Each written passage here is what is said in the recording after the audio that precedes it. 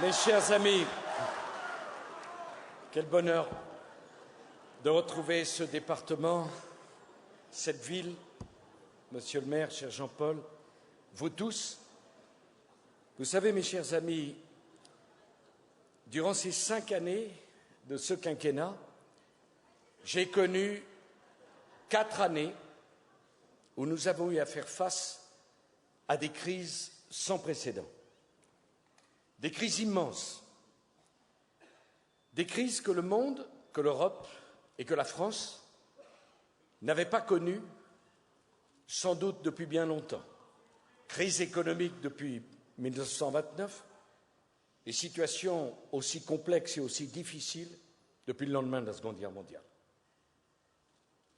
Très tôt, très vite, à partir de la fin 2007, quelque chose s'est complètement déréglé dans le système international.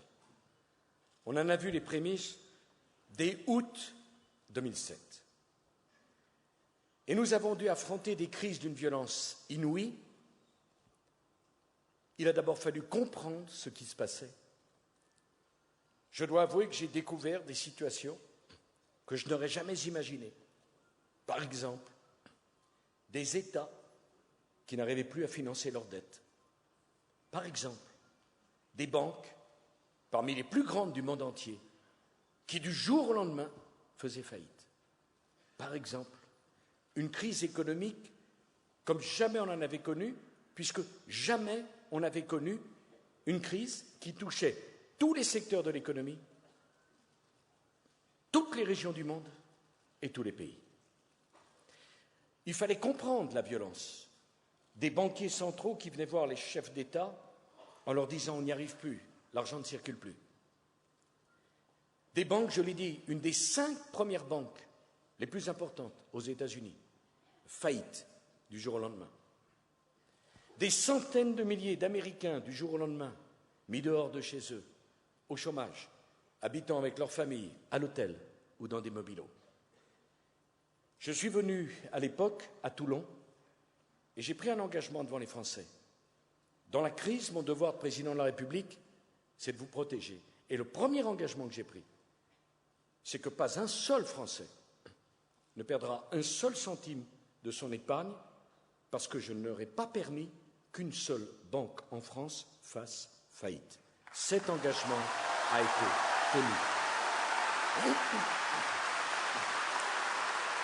Je voudrais que vous réfléchissiez à ça, mes chers compatriotes, parce que l'actualité passe si vite. Mais je voudrais que vous y réfléchissiez.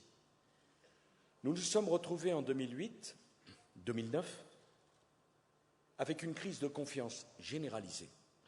Si votre banque avait fait faillite, si vous aviez dû, chacun d'entre vous, aller faire la queue au guichet pour retirer vos économies, votre épargne, une vie de travail, parce que nous aurions laissé tout s'écrouler, qu'auriez-vous dit? Qu'auriez-vous pensé? Qu'auriez-vous souhaité? J'ai pris l'engagement que pas un d'entre vous ne perdra un centime, mais j'avais pris un autre engagement, qu'on sauverait notre système bancaire, parce que sauver notre système bancaire, c'était sauver vos économies et sauver votre épargne, que ça ne coûterait pas un centime aux contribuables. Le plan de sauvetage que nous avons mis en œuvre avec le Premier ministre et le gouvernement a rapporté 2,4 milliards d'intérêts au Trésor public français. Nous sommes le seul pays au monde où le plan de sauvetage des banques a rapporté de l'argent au Trésor public. Vous n'avez pas perdu un centime.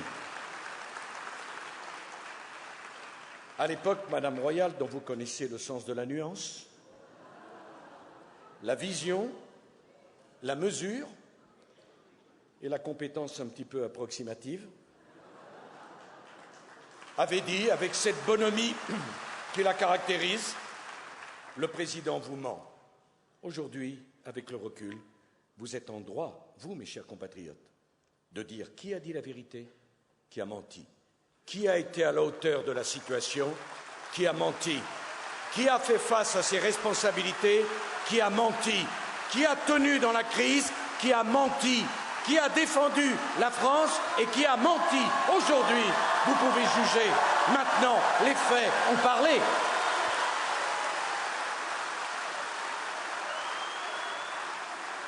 Quand ce cauchemar est passé, nous avons dû affronter une crise économique sans précédent. Les chiffres parlent d'eux-mêmes. Le chômage a augmenté chez notre voisin espagnol 10 ans. Et ici, dans cette région, on connaît bien ce pays voisin. Ça fait 10 ans qu'on parlait du miracle espagnol. L'Espagne, ami partenaire, l'Espagne a connu une augmentation du chômage de 200%. L'Italie a connu une augmentation du chômage de 37%. La Grande-Bretagne a connu une augmentation du chômage de 67%. Les États-Unis d'Amérique ont connu une augmentation du chômage de 150%. À ma connaissance, je n'étais pas au gouvernement de l'Espagne, de l'Italie, de la Grande-Bretagne et des États-Unis d'Amérique,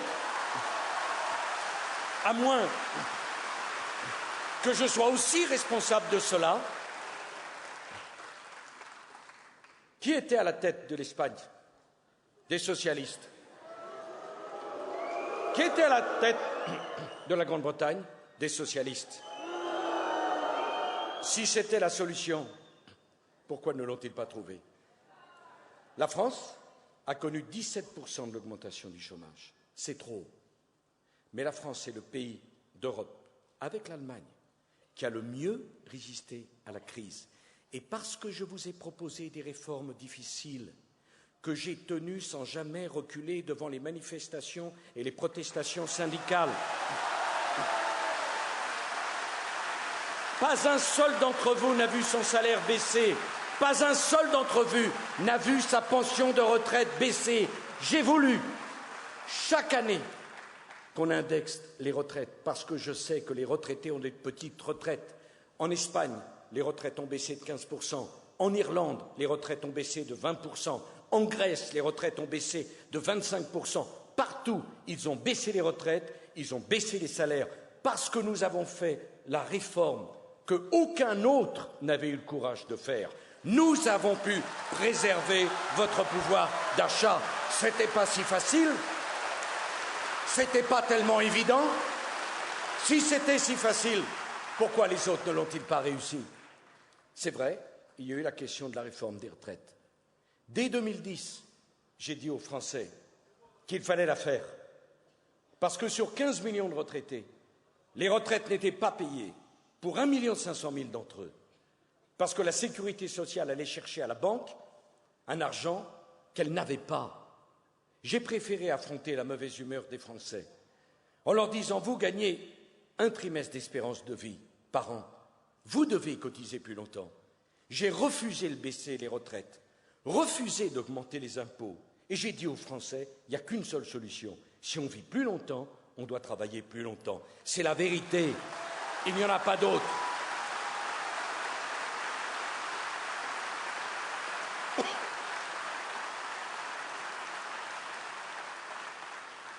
Monsieur Hollande, qui parle tellement des retraites qu'on n'arrive pas à comprendre ce qu'il veut faire, a dit solennellement aux Français qu'il reviendrait à la retraite à 60 ans. Mensonge, mensonge et encore mensonge.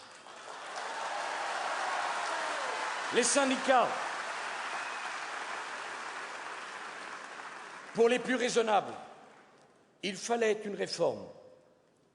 Mais pas celle-là et pas maintenant. C'est jamais le moment et c'est jamais la bonne. Pour les autres, il n'en fallait pas.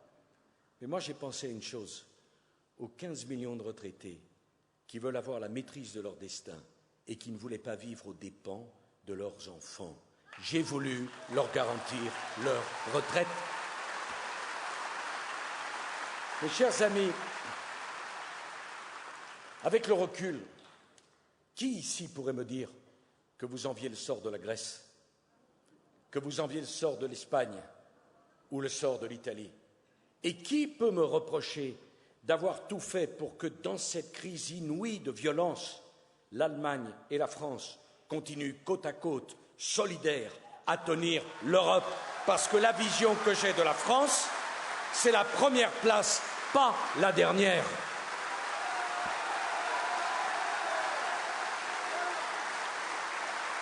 Parce qu'il faut dire la vérité, si la Grèce se trouve dans cette situation, c'est parce que des gouvernements n'ont pas eu le courage de faire les réformes qu'il fallait faire au moment où il fallait les faire. Et quand on manque de courage, l'addition, c'est les plus pauvres qui la payent. Après, plus fort et plus dur. Voilà la vérité. Et puis on n'en avait pas encore fini. Il a fallu faire face à une crise inouïe, celle de l'euro. Je connais cette région. Je sais très bien ce que vous pensez. Quelles ont été la nature de vos votes s'agissant de l'Europe? J'ai eu l'occasion souvent de venir parler ici. Et je comprends les réticences des uns et des autres. Moi, j'ai toujours été européen. Et jamais personne ne me fera changer d'avis là-dessus, parce que je considère que l'Europe, c'est le plus beau projet mis au service de la paix, inventé par les hommes, sur un continent où c'était entre-déchiré avec une barbarie, une sauvagerie inouïe, au XXe siècle. Jamais je ne laisserai ce patrimoine mettre en cause. Honte, honte à ceux qui ont essayé de défendre des sentiments de germanophobie. Ici, dans cette région, on sait parfaitement ce que je veux dire. Vos grands-parents, vos parents ont payé tellement cher l'opposition entre la France et l'Allemagne durant ce XXe siècle si meurtrier. Le plus beau trésor qu'on nous a légué, c'est l'amitié entre la France et l'Allemagne, c'est la réconciliation. Cette amitié, cette réconciliation, c'est ça l'Europe. Donc j'ai tout fait pour sauver l'Europe. J'y reviendrai.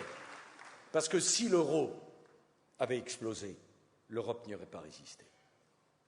À ceux qui viennent vous dire qu'il suffisait de sortir de l'euro, des choses absurdes dans ma vie, j'en ai entendu. Mais comme celle-là, jamais. Et je vais vous le démontrer d'une phrase. La France a une dette lourde qu'elle doit rembourser en réduisant ses dépenses. Mais la France a une dette qui est libellée en euros.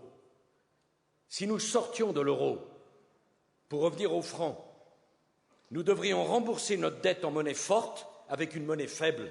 Nous doublerions notre dette à la minute où nous ferions ce choix absurde, insensé et inconséquent. Il fallait donc sauver l'euro et sauver l'Europe comme nous avons sauvé les banques. Mes chers amis, si je vous dis ça, ce n'est pas par souci d'ego, ce n'est pas pour nier les souffrances qu'ont connues un certain nombre de Français avec ces crises. C'est pour vous dire que ces 4 dernières années ne furent pas des années faciles, que je me suis engagé de toutes mes forces, que j'ai essayé de donner tout à mon pays, à mes responsabilités, à mes fonctions. Je n'ai pas tout réussi, mais j'ai tout donné pour vous protéger, pour essayer de faire en sorte que la France tienne bon, que la France reste debout, et que, partir de cela, on puisse repartir.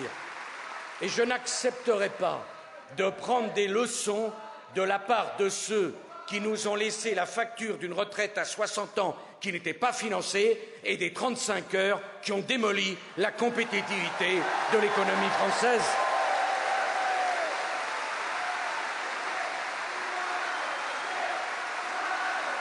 Alors j'ai réfléchi beaucoup.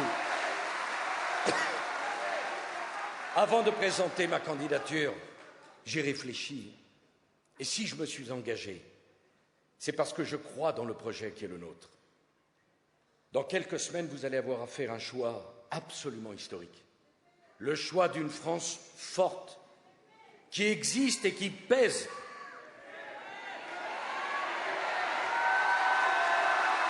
Non, ça sera fait le 6 mai, pas avant. C'est un choix, je voudrais vous le dire, historique, parce que nous voulons cette France forte. Notre pays a des atouts. Mais les valeurs qui sont les nôtres, le travail, le mérite, l'effort, la responsabilité, l'autorité, ces valeurs, si nous ne les défendons pas, nous, si nous ne les incarnons pas, nous, ce ne sont pas les autres qui vont les incarner et les défendre. C'est cela qui est en jeu. Quelles valeurs voulons-nous? Et c'est pour cela que cette campagne est tellement importante, mes chers amis. Ça doit être une campagne de vérité. On voudrait nous empêcher de parler des sujets qui vous préoccupent. Car au fond, dans cette campagne, il y a les sujets dont on a le droit de parler, ceux qui intéressent les élites, ceux qui intéressent ceux qui vont à la télévision avec un petit miroir dans lequel ils se regardent, et les sujets dont on n'a pas le droit de parler. C'est pas bien de parler de ces sujets, parce que soi-disant ça ne vous intéresse pas. Et ça, c'est intéressant. Alors tous les soirs, je parle de sujets qui ne vous intéressent pas. La sécurité, l'immigration, la nouvelle Europe, l'autorité, l'excellence à l'école, ce sont des sujets qui, naturellement, n'intéressent pas les Français. Moi, je pense que ça ne vous intéresse pas, ça vous passionne. Alors, regardez comme c'est intéressant. J'ai commencé la campagne en disant « Il y a un doute sur la parole publique générale. Il y a un doute sur les engagements. Il faut regarder la situation en face. Comment faire pour qu'ils nous croient? J'ai proposé que vous soyez les garants, vous, de mes engagements, en disant maintenant, si les corps intermédiaires bloquent, refusent, biaisent, eh bien j'irai au référendum au peuple de France. Je les interrogerai et je leur demanderai. Que n'avais-je dit?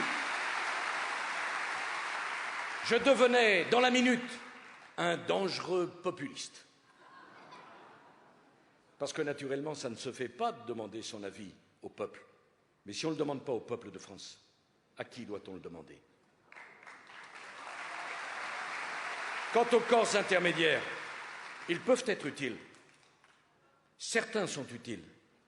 Mais je n'accepte pas le blocage systématique, l'attitude profondément antidémocratique d'un certain nombre de corps intermédiaires qui empêchent toute réforme parce qu'ils ne pensent qu'à eux et non pas aux gens qu'ils devraient servir, protéger et défendre.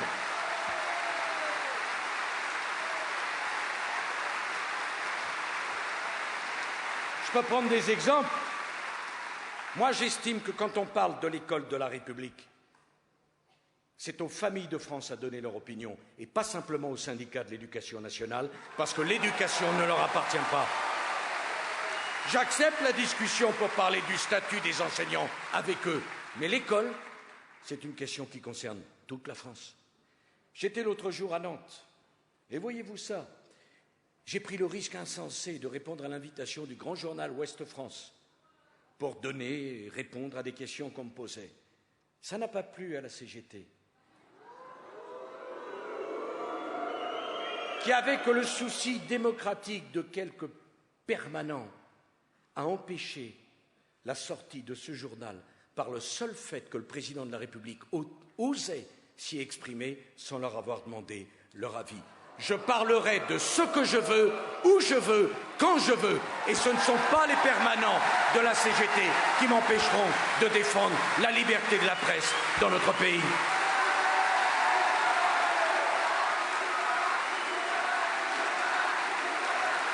L'autre jour, j'ai pris un engagement,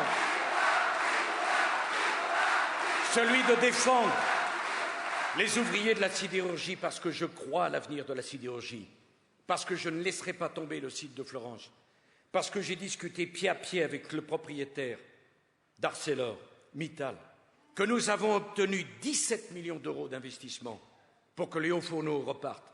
Et je n'accepte pas que quelques permanents de la CGT, dévoyant le rôle qui est le leur, nous aient envoyé des nervis pour casser le QG de ma campagne à Paris, parce que ça ne leur plaît pas quand on tient un discours qui est différent du leur.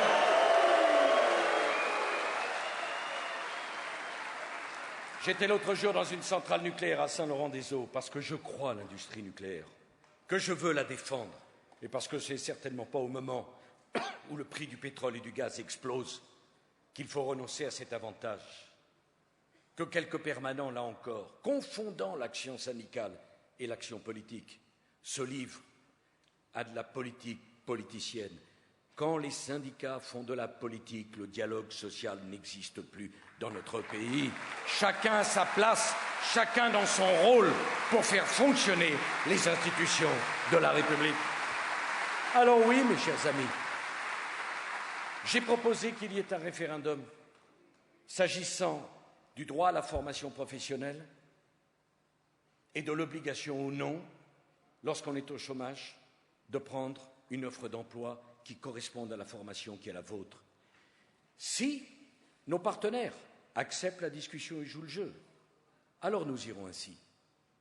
Mais moi, je pense que dans la société d'aujourd'hui, chacun a le droit à une formation professionnelle. La mère de famille qui a choisi d'élever ses enfants, et puis un jour, les enfants lui disent « Arrête la voiture à 200 mètres de l'école ». Je vois que d'autres ici ont vécu cette situation. Vous savez, du jour au lendemain, on passe de la situation où tu viens me chercher à la situation... Non. Cette mère de famille qui consacre 15 ans de sa vie à s'être occupée de ses enfants et qui veut reprendre une activité professionnelle, elle n'a aucune chance si on ne lui donne pas, si la société ne lui donne pas les moyens de se remettre dans le coup, d'apprendre un nouveau métier, de se refamiliariser avec le monde professionnel. Je pense à cet homme ou à cette femme de 50, de 55 ans, qui est licencié économique parce qu'il n'y a plus de boulot dans sa région, dans ce secteur. À quoi ça sert de lui demander d'envoyer 200, 300, 400, 500 curriculum vitae avec la même réponse quand il y a une réponse? Il faut au contraire lui dire c'est pas la peine de perdre votre confiance, parce que quand au bout de plusieurs mois et de centaines de curriculum vitae, on n'a pas de réponse, ça ne sert à rien. Il faut discuter tranquillement avec lui apprendre un nouveau métier, lui donner une formation pour pouvoir repartir dans la vie. Ou ce jeune, nous n'avons pas tous des enfants qui sont faits pour faire bac plus 18. Nous pouvons avoir des enfants qui ont une réussite magnifique, pour peu qu'on trouve un secteur d'activité qui corresponde à ce qu'ils sont. Je souhaite un droit à la formation professionnelle, quel que soit votre âge, quel que soit votre statut, quel que soit votre sexe, quelle que soit votre aventure de vie, quelles que soient les difficultés que vous avez connues. Et désormais, on ne sera pas indemnisé pour le chômage, on sera rémunéré pour la formation qu'on devra suivre. On ne sera pas indemnisé pour attendre et déprimer chez soi, on sera rémunéré parce qu'on sera soit au travail, soit en formation. Mais je dis deux choses avec ce droit nouveau. Il faudra accepter la formation qualifiante qu'on vous propose. Et à l'issue de la formation qualifiante, il faudra accepter l'offre d'emploi que l'on vous propose. Pas de droit sans devoir. Et c'est vous qui trancherez. C'est vous qui déciderez. Alors un autre sujet dont il ne fallait pas parler. J'ai voulu parler de l'ouverture de la France et de l'immigration. Et j'ai voulu en parler pour une raison très simple, mes chers amis, parce que c'est un sujet très sérieux, c'est un sujet majeur, et que si nous, les Républicains, nous n'en parlons pas, ce sont les autres qui en parleront, et qui en parleront mal, qui en parleront comme des gens qui ont peur, qui en parleront comme des gens qui ont la haine au cœur. Nous, nous sommes la France forte, on n'a pas peur, on est ouvert et on tend la main. On ne la ferme pas. Ça, c'est le message de la France. Oui, j'ai voulu en parler. J'ai voulu en parler parce que la tradition de la France est une tradition d'ouverture et que jamais je ne souhaiterais la fermeture. Je connais cette région. Je sais bien, dans cette région que j'ai sillonnée, ce que veut dire le mot ouverture. Mais j'ai voulu dire aussi que si notre tradition, c'est l'ouverture, il faut accepter de mettre les points sur les i et de reconnaître qu'une immigration non maîtrisée, c'est un problème pour la République, pour l'intégration et pour nos comptes sociaux. Et je conteste que ce que je viens de dire n'est pas profondément humain est profondément républicain. Ce qui est inhumain, c'est nier les problèmes. Ce qui est anti-républicain, c'est de ne pas considérer la réalité de la vie de nos concitoyens. Il y a deux questions qui n'ont pas été résolues. La première, comment puis-je dire à vous, mes chers compatriotes, il faut faire des économies, il faut réduire nos dépenses, parce que c'est tout l'équilibre de notre système social qui est en cause. Et dans le même temps, considérer qu'il pourrait perdurer une immigration qui viendrait en France pour le seul motif de consommer nos prestations sociales qui sont les plus généreuses d'Europe. C'est la vérité. C'est la vérité. Et cette vérité-là, elle doit être entendue. J'ajoute que comment pouvons-nous espérer que la République intègre, continue à intégrer, si alors même qu'elle n'a pas commencé le travail des générations qui viennent, elle est submergée par une vague incontrôlable et incontrôlée qui vient emboliser la totalité de notre système d'intégration. C'est la raison pour laquelle j'ai proposé pour les 5 années qui viennent de diviser par 2 le nombre d'étrangers que nous accueillerons sur notre territoire. Je veux qu'on me comprenne bien. Je ne le fais pas en disant « ayez peur », je ne le fais pas en disant « détestez la différence », je ne le fais pas en disant « restons entre nous », je le fais parce qu'il y a un problème d'équilibre de nos comptes sociaux et parce qu'il y a un problème de fonctionnement de notre système d'intégration. Il faut choisir, il faut décider. J'ajoute, mes chers amis, que le regroupement familial est un droit que je ne remettrai pas en cause, mais que les choses soient claires là aussi. Ça ne veut rien dire accueillir sa famille si on n'a pas un logement décent pour la recevoir. Ça ne veut rien dire accueillir sa famille si on n'a pas un salaire suffisant pour la faire vivre. Et je poursuis.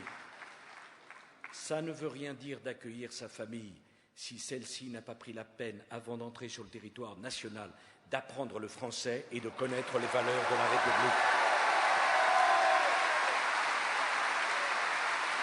Il y aura donc désormais un examen avant l'entrée sur le territoire. Mettez-vous à la place de ce gamin qui va dans notre école et qui voit sa femme et qui voit sa mère cloîtrée à la maison, ne parlant pas un mot de français. Quelle image se fait-il de l'autorité de ses parents et de l'intégration de ses parents? Mettez-vous à la place de cet adolescent allant au collège, ayant une mère incapable de comprendre le petit mot du professeur ou d'échanger avec le professeur. On ne rend pas service à ces familles et à l'intégration en accueillant sur notre territoire des gens qui n'ont pas appris avant à parler le français et à respecter les règles de la République. Ah, il ne fallait pas en parler. Eh bien, ça tombe mal. Moi, j'ai décidé d'en parler, de prendre des engagements et de vous dire voilà ce que nous ferons. Mais pendant que nous y sommes, les choses doivent être claires. Nous sommes ouverts et nous n'avons pas peur. Mais il y a quelque chose que nous ne voulons pas. Nous voulons nous adapter au monde nouveau, mais nous ne voulons pas qu'on nous impose des idées qui ne sont pas les nôtres, des valeurs qui ne sont pas les nôtres, un mode de vie qui n'est pas le nôtre. Cela, nous ne le voulons pas. Nous adapter au monde d'aujourd'hui, oui. Nous faire imposer des idées qui ne sont pas les nôtres, non. Alors ça se traduit par quoi? Par des choses très simples, et c'est très curieux. Lorsque, en 2008, devant le Congrès de la République, j'ai indiqué que la burqa n'était pas la bienvenue sur le territoire de la République. Parce que sur le territoire de la République, on n'accepte pas qu'une femme soit enfermée derrière une prison, fût-elle une prison de tissu. La quasi-totalité du groupe socialiste s'est abstenue de participer au vote. Sans doute avait-il des affaires plus urgentes à régler, à moins qu'il n'ait pas eu envie de prendre position. Duplicité, mensonge, absence de courage, Tartuffe.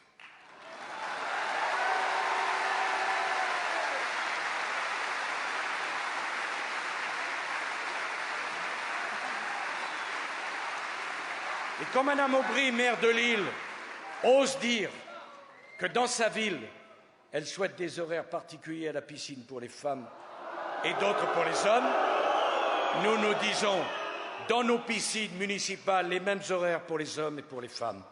Dans nos hôpitaux, les mêmes médecins pour les hommes et pour les femmes. Et dans nos cantines scolaires, les mêmes menus pour les enfants de la République. Alors, c'est pas la peine d'aller demander l'inscription de la laïcité dans la Constitution. La République est laïque et c'est mis dans l'article 1er. Ils auraient pu lire au moins le premier.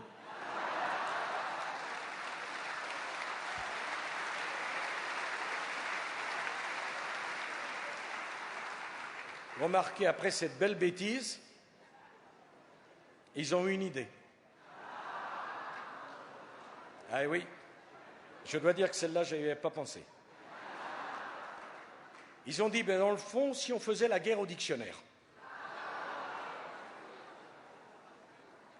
Et là, attention, on a eu du lourd, comme disent les enfants.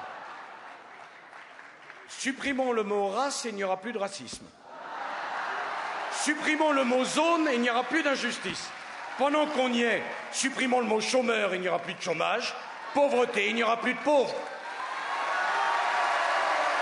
Et ils veulent diriger la France.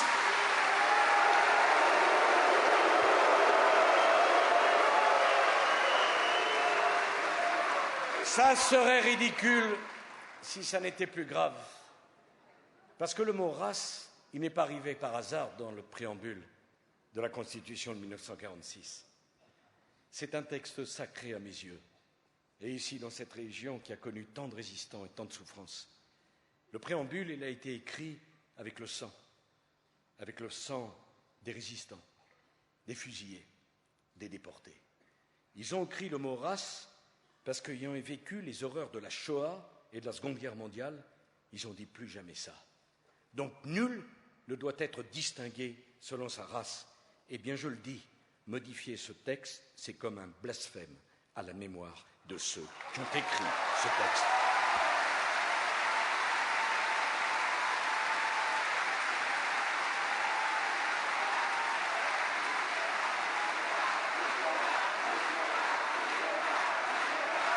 Alors, il y a un autre sujet que j'ai eu grand tort d'évoquer. J'instrumentalise la sécurité. A-t-on entendu quelque chose de plus ridicule? Notre pays a connu ces derniers jours une épreuve d'une violence inouïe. Un assassin, un monstre, a tué des enfants parce que juifs, a tué des hommes parce que soldats. Il s'en est pris à deux institutions de la République, l'école et l'armée. Il s'en est pris à des juifs, il s'en est pris à des soldats, il voulait mettre la France à genoux. Cet homme n'a pas réussi parce que, comme toujours, dans notre pays reclus de tant d'épreuves, quand l'épreuve est forte, le pays se rassemble. Et vous, mes chers compatriotes, vous avez fait preuve d'une dignité exceptionnelle. Vous avez refusé la colère, vous avez refusé la vengeance, vous avez refusé l'amalgame. Vous avez simplement été des Français à la hauteur de la situation. La communauté nationale est restée unie. Mais ce qui s'est passé nous interpelle tous. D'abord, je veux dire que mettre en cause l'action des forces de police qui ont été héroïques et efficaces est indigne. Le premier crime a eu lieu le 11 mars. Le 21 mars, l'assassin était encerclé. Il a fallu 10 jours. Moi, j'ai connu l'époque où j'ai succédé à un ministre de l'Intérieur, à un gouvernement incapable de mettre la main sur un tueur de préfet tué à bout portant dans une rue d'Ajaccio. Pas de leçon. Pas de leçon. j'ai tiré un certain nombre de conséquences de ce qui s'était passé en disant que désormais, la consultation sur Internet de sites faisant la propagation d'idées terroristes serait considérée comme un délit et que ceux qui iraient sur ces sites de façon régulière seront des délinquants avec rendez-vous à la prison parce que c'est inacceptable sur le territoire de la République que l'on consulte de tels sites. Le terrorisme, ce n'est pas la liberté d'expression. Le terrorisme, ce n'est pas la liberté d'opinion. Nous ne voulons pas de ces opinions, nous ne voulons pas de cette expression, et ceux qui sont sur notre sol ne doivent pas consulter des sites de cette nature. Monsieur Hollande a indiqué qu'il ne voterait pas les mesures que je proposais. C'est son droit. Ce qui est plus étrange, c'est qu'il a dit il n'y a pas besoin de loi nouvelle. Les lois contre le terrorisme et pour la sécurité sont très bonnes et bien suffisantes. Le problème, c'est qu'il n'en a voté aucune de ces lois. Voilà donc un homme qui vous explique qu'on doit passer à autre chose, que la sécurité, ça ne vous intéresse pas. Que les propositions du gouvernement pour renforcer votre sécurité, ce n'est pas pertinent parce que l'arsenal législatif est excellent et qu'il n'a voté aucune des lois, aucun des moyens, aucune des créations de fichiers que nous avons mis à la disposition de la police, de la gendarmerie et des services de renseignement. Mensonge, duplicité, tartufferie. Quand on fait campagne, on doit s'engager, on doit dire la vérité, on doit dire ce qu'on fera, pourquoi on le fait et pourquoi on ne le fait pas. J'ajoute, pour que les choses soient très claires, que dans le festival des indignités auxquelles on a assisté, j'ai dit la mise en cause des services de police. Je me demande d'ailleurs si le même François Hollande qui annonçait, lorsqu'il se voyait élu, qu'il mettrait dehors de la fonction publique tout magistrat, tout policier, tout préfet qui aurait eu le malheur d'être proche de nous, après le succès de la police dans cette affaire douloureuse de Montauban et de Toulouse. Est-ce qu'il faut toujours se séparer immédiatement de ceux qui ont si bien fait leur travail au seul motif qu'ils sont proches du président de la République?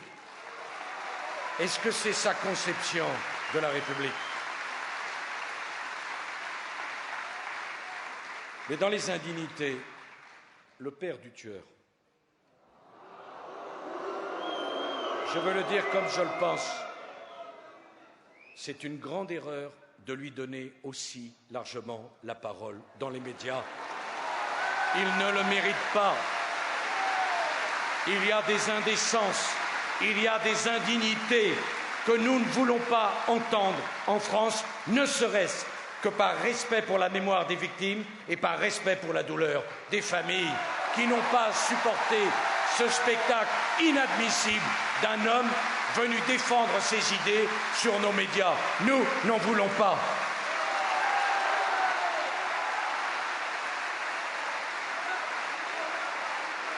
Le ministre de l'Intérieur, Claude Guéant, auquel je tiens à rendre hommage parce qu'il a fait honneur à ses responsabilités et qu'il est un grand serviteur de l'État, a décidé ce matin d'interdire la venue sur le territoire français de 5 personnes qui voulaient participer la semaine prochaine à un congrès. J'ai regardé de près ce qu'avaient dit ces personnes. Ces personnes sont interdites de notre territoire pour le congrès où il est participé et pour tous les autres, parce que ce qu'ils ont dit dans le passé les discrédite à tout jamais sur le territoire de la République française.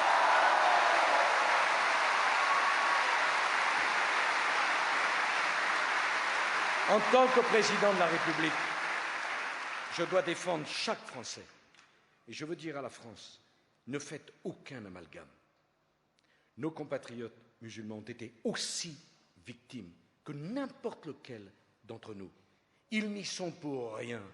Et faire des amalgames, ça serait ajouter l'injustice à l'ignominie. Ne le faites pas. Je vous le demande, parce que ça serait profondément injuste. Mais je dis aussi aux responsables du culte musulman, faites attention, n'invitez pas des gens sur notre territoire qui vous font beaucoup de mal et qui donnent une image de votre culture, de votre engagement, de votre religion qui n'a rien à voir avec ce qu'elle devrait être. Ne les invitez pas. Vous êtes, vous aussi, en charge de ce refus de l'amalgame. J'ajoute que la police a eu parfaitement raison d'interdire une manifestation de femmes voilées en soutien à un terroriste qui s'est comporté comme un monstre.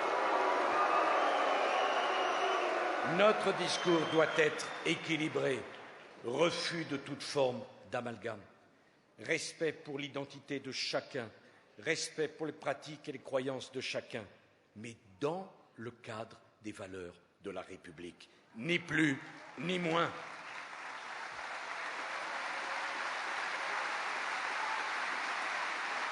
Enfin, mes chers amis, j'ai voulu parler de l'Europe, je le disais en commençant mon propos. Je suis européen, mais l'Europe ne peut pas continuer comme s'il ne s'était rien passé. Nous avons voulu l'Europe pour être plus fort, pas pour être moins fort. Nous avons voulu l'Europe pour protéger notre modèle social, pour protéger ce que j'appellerais une civilisation européenne, pas pour la voir démolir, mettre en cause ou affaiblir. Et dans cette Europe que nous voulons, il y a un mot qui n'est pas un gros mot, qui est le mot frontière. La France accepte d'exercer la souveraineté des frontières avec ses voisins, à condition qu'on remplace les frontières de la France par les frontières de l'Europe. Si en Europe, il y a des gens qui ne défendent pas les frontières, alors la France n'accepte pas d'abaisser ses frontières. Ce que nous avons voulu, c'est être protégés, c'est être défendus. Si nous voulons conduire la France vers l'avenir, si nous voulons que les Français fassent preuve d'audace, il faut qu'ils se sentent protégés, pas exposés. J'ai donc indiqué que si sous un an, Schengen ne se réformait pas, c'est-à-dire que Schengen soit désormais géré par les politiques et non pas par les bureaucrates, que Schengen organise à l'intérieur de l'espace la convergence du droit des étrangers et des prestations sociales pour qu'il n'y ait pas de dumping des prestations sociales à l'intérieur de l'Europe, que Schengen prévoit la sanction pour un pays qui ne ferait pas respecter ses frontières, mettant en danger tous les autres, avec possibilité d'exclusion de ce pays. Si sous un an ce n'est pas fait, alors la France suspendra l'application de Schengen. Le choix est clair, le choix est sur la table, c'est à nos partenaires de décider avec nous. C'est l'Europe pour être plus fort, pas l'Europe pour être plus faible. C'est l'Europe pour se défendre, parce que l'Europe passoire, c'est fini. Nous n'en voulons plus. J'ai proposé également de mettre fin à cette anomalie. L'Europe est le continent le plus ouvert du monde. Je crois à l'économie de marché, je crois au libre-échange, je crois à la concurrence. Mais je ne peux plus accepter la concurrence déloyale et le refus de la réciprocité. Tous les marchés publics européens sont ouverts. Tous vos élus sont obligés de faire des appels d'offres mondiaux. Je n'accepte pas que puissent concourir dans nos appels d'offres publics des entreprises venant de pays qui n'ont ouvert aucun de leurs marchés publics aux entreprises européennes. Et je n'accepte pas qu'on impose à nos agriculteurs, à nos éleveurs, à nos paysans des règles tenant à la traçabilité, au bien-être de la condition animale, au respect de l'environnement, à la diminution des pesticides, et que dans le même temps, l'Europe continue à importer des produits venant de pays où on ne respecte aucune des règles qu'on impose à nos producteurs, à nos éleveurs, à nos agriculteurs, à nos paysans. Ce n'est pas la concurrence loyale, c'est la concurrence déloyale. Nous n'en voulons plus, l'Europe passoire, c'est fini. J'ai dit un an. Un an. Si dans un an, l'Europe ne s'est pas réformée sur la réciprocité, alors nous ferons ce que font les États-Unis d'Amérique.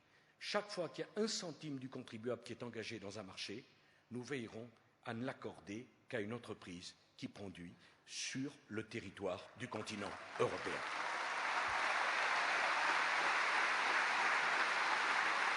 Et il en va de même pour les petites et moyennes entreprises. Je parle là encore sous le contrôle des élus. Je pense que c'est une grave erreur de ne focaliser l'Europe que sur la seule question du consommateur. Car le jour où le consommateur est au chômage, qu'est-ce qu'il peut consommer? Le jour où les délocalisations ont ravagé nos industries et notre potentiel productif, où est-ce qu'on va trouver un travail? Le jour où on est obsédé uniquement par le prix le plus bas et la qualité la plus basse, où il se trouve alors l'idéal humaniste de l'Europe? Le jour où plus aucun de nos enfants n'aura un travail, qu'est-ce qu'on ira expliquer sur notre idéal européen? Je le dis, dans nos marchés publics, je souhaite que vos élus puissent réserver 20% du marché public aux PME pour éviter que les grands groupes ne fassent tellement pression sur les prix qu'ils tuent les PME. Et le moment où il n'y a plus de petites et moyennes entreprises, comme par hasard, les prix se remettent spontanément à monter. C'est injuste, je n'en veux pas. Alors enfin, j'ai voulu parler d'un dernier sujet tabou, sur lequel les socialistes aiment bien gloser, c'est le sujet de la justice. Je ne fuirai pas ce débat comme je ne fuirai aucun débat. Vous, mes chers compatriotes, vous n'aimez pas l'injustice. C'est vrai, et bien des choses vous ont choqué, et vous avez raison, j'y reviendrai. Mais je veux qu'on prenne le temps dans cette campagne de dire qu'est-ce qui est juste et qu'est-ce qui est injuste. Est injuste la rémunération faramineuse dans le secteur de la finance, mais est injuste aussi celui qui n'a jamais travaillé et jamais cotisé, qu'il gagne plus que celui qui a travaillé et a cotisé. Les deux sont injustes.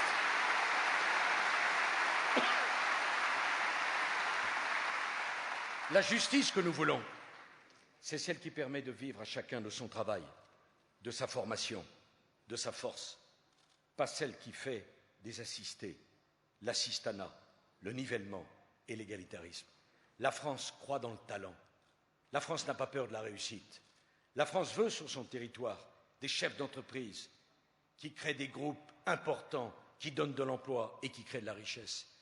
La France veut pour ses jeunes la possibilité de s'élever dans l'échelle sociale. La France ne veut pas du nivellement, ne veut pas de l'égalitarisme. Parce que tous, dans nos vies, nous n'aurons pas le même salaire, nous n'aurons pas le même appartement, nous n'aurons pas la même vie. La France veut la reconnaissance de l'effort, du mérite et du travail. Voilà ce qui est juste.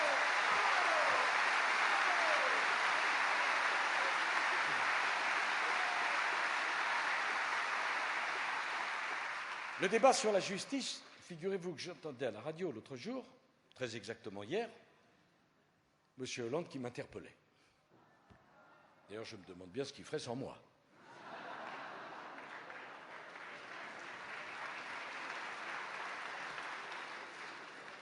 Je dois à la fois faire mon programme et le sien.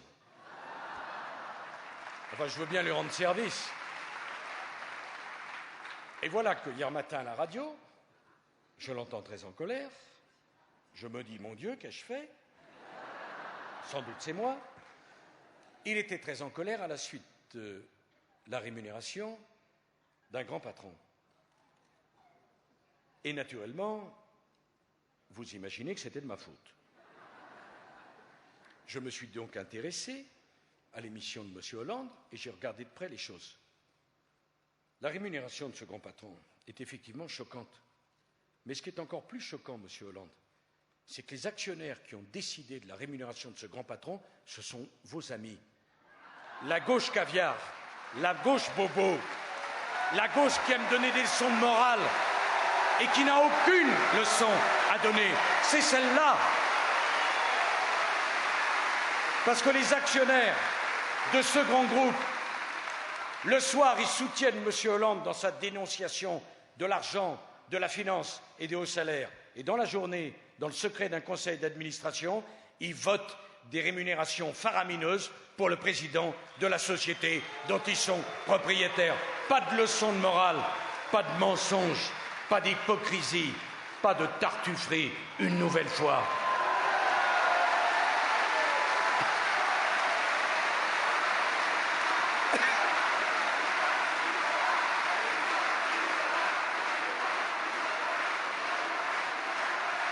Voilà, mes chers amis.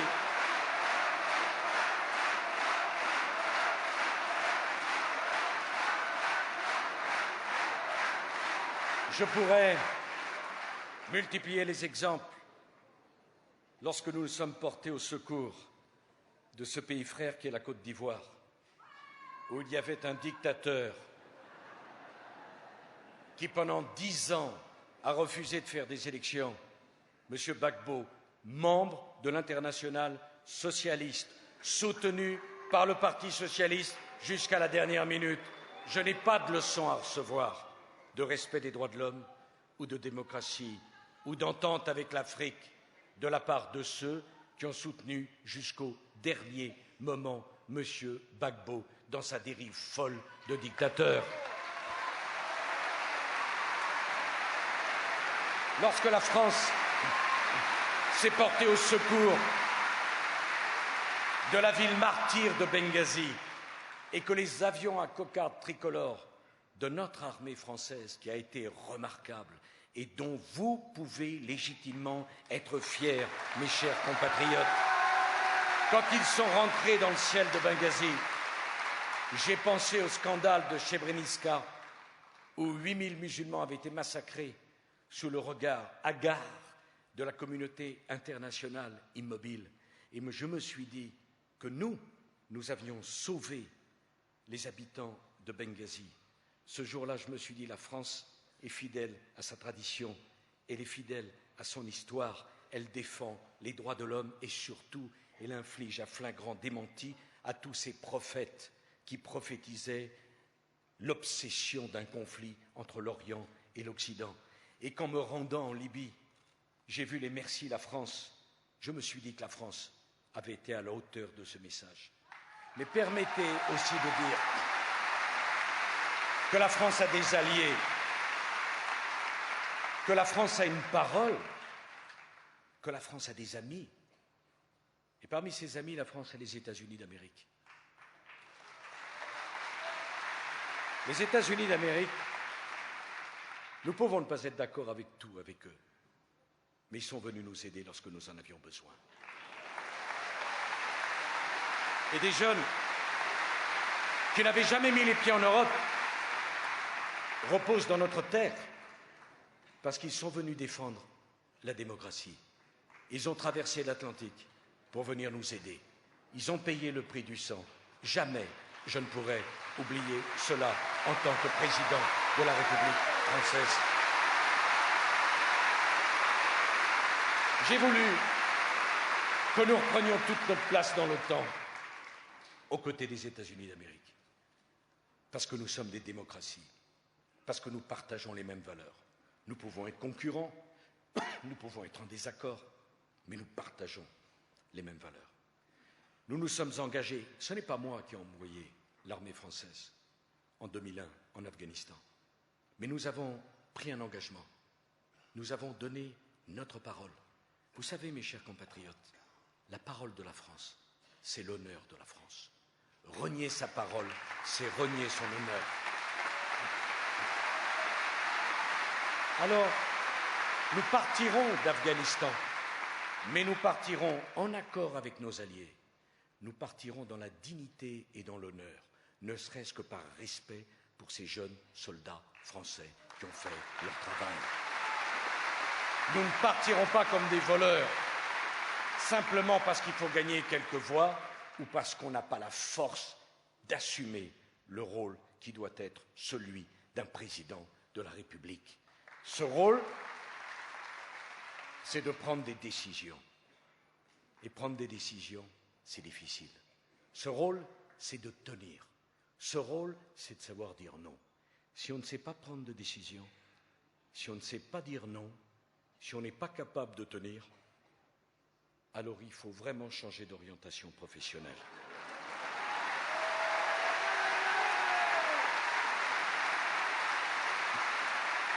Mes chers amis, mes derniers mots seront pour vous. Et je vais vous parler avec mon cœur. Il y a 3 semaines, un peu plus de 3 semaines, d'ici au premier tour, 5 semaines d'ici au deuxième tour, vous êtes en train d'écrire la plus fantastique histoire de la vie politique française. Vous êtes en train d'infliger un démenti extraordinaire à tous les pronostiqueurs, à tous les sondeurs, à tous les médias, à tous ceux qui nous disaient « cette élection, elle est faite », à tous ceux qui voulaient organiser une campagne électorale où on ne disait rien, où il ne se passait rien. Vous êtes la majorité silencieuse qui en a plus qu'assez qu'on parle en votre nom. Vous êtes la majorité silencieuse qui en a plus qu'assez d'entendre à longueur de journée des idées qui ne sont pas les vôtres, des propos dans lesquels vous ne vous reconnaissez pas. Vous ne voulez pas qu'on vous vole cette élection. Cette élection, c'est la vôtre, peuple de France. Cette élection, c'est vous qui allez la faire, peuple de France. Cette élection, c'est vous qui allez décider le 6 mai. Ne laissez personne décider à votre place. Françaises, Français, j'ai besoin de vous, de votre mobilisation, de votre soutien, de votre aide, de votre engagement. Ensemble, nous allons construire la France forte. Vive la République et vive la France!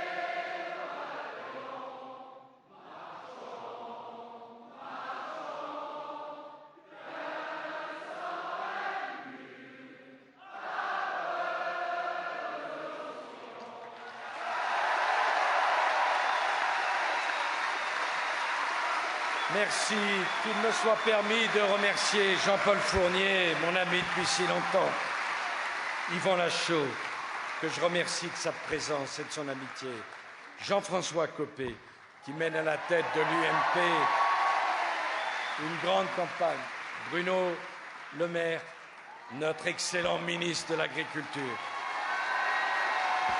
Nathalie Kosciusko-Morizet, ma porte-parole, Frédéric Nious, que je remercie de m'avoir accompagné et rejoint. Et puis vous tous, oui, je sais, j'ai vu Renaud, je vous ai tous vus, mais je vais rentrer dans un truc où je vais me fâcher avec absolument tout le monde, ce qui n'est pas le but. Merci aux élus d'être ici. Mes chers amis, vraiment, je compte sur vous, parce que j'ai besoin de vous. Merci à tous.